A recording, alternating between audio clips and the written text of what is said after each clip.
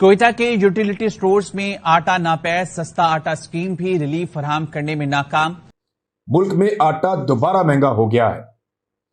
शहरियों के लिए रोटी खाना भी मुश्किल हो गया है। अब तो मरना भी महंगा है, कफन महंगा हो गया है, अपने आप को अब तो जहर की गोली तक महंगी हो गई है। आप क्या समझते हैं? इन्होंने तो दुनिया की हर चीज जो है महंगी कर दी है। दो हाथियों की लड़ाई में नुकसान गन्ने की उन तमाम फसलों का ये हो रहा है जिसे जमहूर कहा जाता है। बिल्कुल आ गया था लोगों को, लेकिन महंगाई ने मत्ती इतनी मार दी है लोगों की कि ना अभी कुछ समझ नहीं लग रही। घर में गैस नहीं आ रही, लकड़ी जलाते हैं तो बहुत महंगी है। तो बाजार से रोटी लेने जाएंगे तो रोटी पता कितने की? अब 25 रुपए की। एक आदमी अगर 2 रोटियां खाता है तो 50 रुपए की रोटी खाता है। घर में अगर 6 लोग हैं, मियां बीवी 4 बच्चे, तो ये लोग कितनी रोटी खा जाएंगे? यानी ये लोग 10 रोटियां तो खाएंगे कम से कम, और 10 रोटियों की कीमत 250 रुपए है। तो 250 रुपए की तो अल्लाह के बंदो सिर्फ रोटी कर दी है आप लोगों ने। तो सालन कहां से खाएगा? घर का किराया कहां से देगा? बिजली का बिल कहां से देगा? गैस का बिल कहां से देगा? बच्चों को स्कूल में कैसे पढ़ाएगा? कोई बीमार हो गया तो उसको दवाई कैसे लेकर देगा? तो गरीब आदमी के लिए जिंदगी को अजीरन करके रख दिया है। पेशावर के अंदर इस वक्त एक हफ्ते के दौरान 20 किलो आटे के थैले में 300 रुपए का इजाफा हुआ है। 2700 रुपए तक ये 20 किलो का थैला जो है वो फरोख्त हो रहा है। और कोयटा के अंदर जो है वो 2600 रुपए तक का ये थैला फरोख्त हो रहा है। कराची के अंदर भी 2600 रुपए तक का ये थैला फरोख्त हो रहा है। और जिस वक्त आटा फी किलो 55 रुपए का था, उस वक्त पाकिस्तान के जो मीडिया के भिकारी दानिश्वर हैं उन सबके मुताबिक बहुत महंगा था। और आज जब 125 130 रुपए किलो है, 55 रुपए नहीं है बल्कि दुगने से भी ज्यादा महंगा है, तो भिकारी दानिश्वरों ने मुंह पे टेप लगाई हुई है और टोकरों में बैठ के जो है वो सर्दी के अंदर अपने आप को गरमाइश दे रहे हैं। हद हो गई है वैसे। यानी ये कौम उनको रिजेक्ट ना करे तो और क्या करे।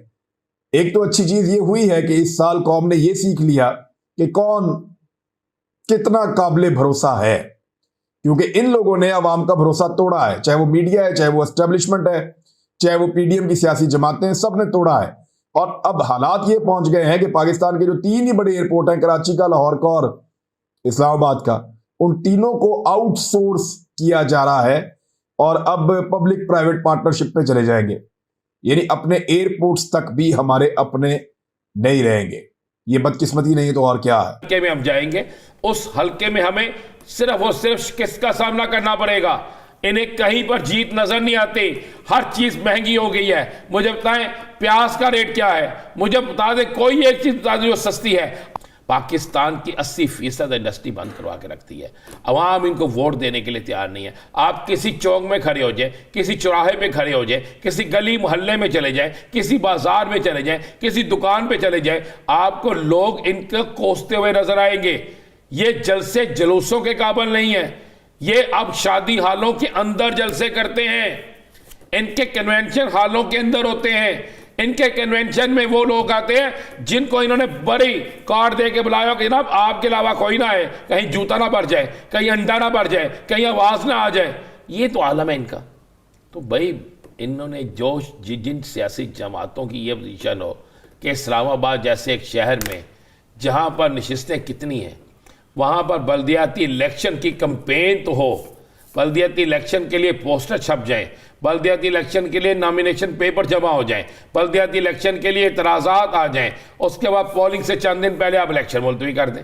अभी सिर्फ सामान की तरसील होने के बाद ये मुमकिनात में से तो है, नामुमकिनात में से भी नहीं है और मुमकिनात में से भी है कि सुबह के वक्त ये इलेक्शन हो सकते थे। सामान की सिर्फ तरसील होना थी, लेकिन उसे जवाज़ भी बनाया गया। मैं आपको एक बात बताऊँ, इनके पल्ले कुछ नहीं है। मैं डॉलर चोरों को पकड़ूंगा, पकड़ा गया। इन्होंने कहा मैं डॉलर की कीमत को कंट्रोल करूंगा, हुई कंट्रोल। मुझे 250 रुपए का डॉलर आप ले दें, किसी भी मनी एक्सचेंजर से, किसी बैंक से 250 रुपए का डॉलर मुझे ले दें। ये जो मसनूई कीमत रोक के रखी हुई है ना, ये आप तो फैसलाबाद से तलक रखते हैं यासर साहब, क्या कारोबार है वहां पे? इंडस्ट्री है वहां पे? सेक्टर्स बंद हो रहे हैं। एप्टमा ने तो ऐलान भी कर रखा है कि हम इस साल के आखिरी तारीख तक यानी कल तक तमाम इंडस्ट्री को बंद कर दें। मुझे बताएं तो इस वक्त में क्यों इंडस्ट्री बंद हो रही है? इनकी रहली की वजह से ना। तो उस वक्त में फिर किसी को तो कुछ करना पड़ेगा। ये हमेशा जो होती है मिसाक मशीयत उसके साथ होगी जो इस मुल्क के साथ ठीक होगा। ये अजीब जमहूरियत है, मेरी समझ से बाहर है, कि जो हमें एक मरतबा फिर पत्थरों के दौर की तरफ लौटाए दे रही है। मैं अपने बच्चों को जब बताता था कि हम लोग किस तरह से लकड़ी वाले चूल्हे पर आग जला करके और चाय बनाया करते थे, हमारी नानियाँ, दादियाँ, हमारी अम्माएँ, तो उनको यकीन नहीं आता था। अब एक मरतबा फिर इस एक जमहूरियत पर अल्लाह की मार हो, तमाम इंसानियत की लानत इस जमहूरियत पर हो, इन तमाम जमहूरियत के ठाकुरों पर हो कि जिनकी मेहनत शाक़ा से हम एक मरतबा फिर उसी दौर की तरफ, पत्थर के उसी दौर की तरफ गाए बगाए जा रहे हैं। जब आँख खुली थी तो हमने देखा था कि बड़ी बड़ी बसें शहर का मुकद्दर थी, मुल्क में ट्राम सर्विस वगैरह तो खैर हमने अपने होश में नहीं देखी, वो अम्मा वगैरह के ज़माने के साथ ही मफकूद हो गई वो चीज़ें। लेकिन बहरहाल उमूमी तौर पे सूरत हाल इतनी दिगरगू नहीं थी, इतनी बुरी नहीं थी जितनी अब है। अब तो आप बहरान का नाम लीजिए और बहरान तैयार है, और अब आने वाले दिनों में एक और बहरान जो है वो हमारा मुंतज़िर होगा। ये मैं पहले से बता रहा हूँ, अभी तक मीडिया में किसी ने इस बारे में इशारा तक नहीं किया, मैं आपको पहले से बताए दे रहा हूँ। एक मरतबा फिर कोरोना की नई वेव को, नए वेरिएंट को इंपोर्ट करने की कोशिशें जो है वो इब्तदाई मरहले में दाखिल हो चुकी हैं, और आने वाले वक्त में आप देखेंगे कि अल्लाह माफ़ करे, माज़अल्लाह, तौबा इस्तग़फ़ार, एक मरतबा फिर इस बीमारी के, इस वबा के नाम पर हराम कमाने का सिलसिला इदारों की जानिब से भी और शख्सियात की जानिब से भी और जो है वो उनके सहूलतकारों की जानिब से भी और जो हमारे सियासतदान हैं उनकी जानिब से भी शुरू कर दिया जाएगा। तो यही है पाकिस्तानी स्टाइल ऑफ जमहूरियत, जिसको मैं मौरूसियत की बदतरीन शक्ल समझता हूँ। गैस की कमी इस साल भी है, प्रेशर कम है, कहीं कहीं गैस नहीं भी आ रही। कुछ इस तरह का सिस्टम किया गया है कि औकात कार तय कर दिए गए हैं। मुख्तलिफ जगहों पर मुख्तलिफ निज़ाम होगा, मैं हर चीज़ से तो वाकिफ़ नहीं हूँ, लेकिन मसला तो अभी भी है। लेकिन इसके ऊपर इतना शोर क्यों नहीं मच रहा? दूसरी तरफ अगर देखें तो साहब, सोलर एनर्जी का इतना इस मुल्क के अंदर शोर मचा कि जनाब हम तो शमसी तवानाई से बिजली पैदा करेंगे, लेकिन अवाम को बताना भूल गए कि हमने दूसरी तरफ माहदे कर रखे हैं जहां हम ईंधन जला जला के बिजली खरीदने के पाबंद हैं, और अगर हम वो नहीं खरीदेंगे तो हमें चपत लगेगी, जुर्माना लगेगा, पेनल्टी लगेगी। अब सोलर के बारे में बात करना ही बंद। नाजरीन, ये हमारे साथ क्या खेल हो रहा है? ये हमारे साथ क्या तमाशा किया जा रहा है? या अभी हो रहा है या माजी में हो रहा था?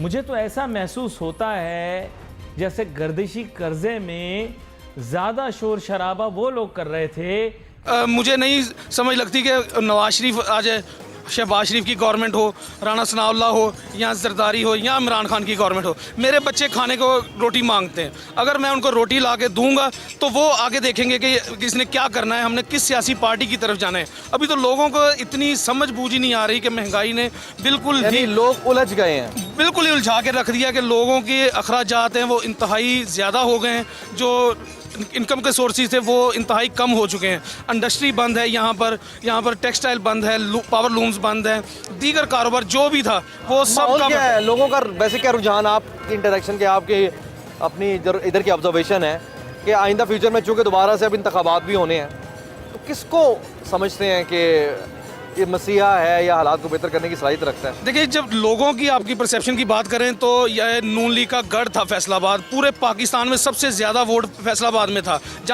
नमस्कार दोस्तों, जय हिंद। दोस्तों, पाकिस्तान में महंगाई इतनी ज़्यादा हो चुकी है। दोस्तों, वर्तमान समय में पाकिस्तान में आम आदमी की पहुंच से हर चीज़ जो उसके दैनिक उपयोग की है वह बाहर होती आ रही है, उसकी पहुंच से बाहर होती आ रही है। उसके लिए किसी भी चीज़ को खरीदना बहुत ही मुश्किल हो गया है, क्योंकि पाकिस्तान में हर चीज़ इस समय बहुत ही महंगी है। दोस्तों, आटा पाकिस्तान में काफ़ी महंगा हो चुका है, जिसके कारण आम आदमी के लिए ख़रीदना उसे काफ़ी मुश्किल हो गया है। दोस्तों, गैस जो कि सिलेंडर में बढ़ जाती है, वह सिलेंडर भी आम आदमी की पहुँच से काफ़ी बाहर हो चुका है। दोस्तों, आप यहाँ तक ये तो छोड़िए, आम आदमी के लिए अब चूल्हे पर रोटी बनाना ही मुश्किल हो गया है, क्योंकि दोस्तों चूल्हे में जिस ईंधन का उपयोग किया जाता है, लकड़ी का उपयोग किया जाता है, वह लकड़ी भी काफ़ी महंगी हो चुकी है। आम आदमी का मानना है कि पाकिस्तान आम आदमी को उसी दौर में ले जा रहा है जब पहले चूल्हे पर रोटी बनाई जाती थी उसी दौर में ले जा रहा है। लेकिन दोस्तों उस दौर में कम से कम आम आदमी के पास लकड़ी तो होती थी जिससे वह आसानी से रोटी बना सकता था। लेकिन दोस्तों इस समय तो पाकिस्तान में वह लकड़ी भी आम आदमी के लिए काफ़ी महंगी है। दोस्तों अब तो कफन भी इतना महंगा हो गया है दोस्तों, जैसा कि आपने इस वीडियो में पहले सुना कि वह भी काफ़ी महंगा हो गया है, वह भी आम आदमी के लिए खरीदना मुश्किल हो गया है। दोस्तों पाकिस्तान के लिए यह बहुत ही मुसीबत भरा समय है दोस्तों, यह उसी की करनी है जो पाकिस्तान भुगत रहा है, अपने कर्मों की सज़ा भुगत रहा है। दोस्तों जल्दी मिलेंगे एक नए वीडियो के साथ, तब तक के लिए जय हिंद, वंदे मातरम।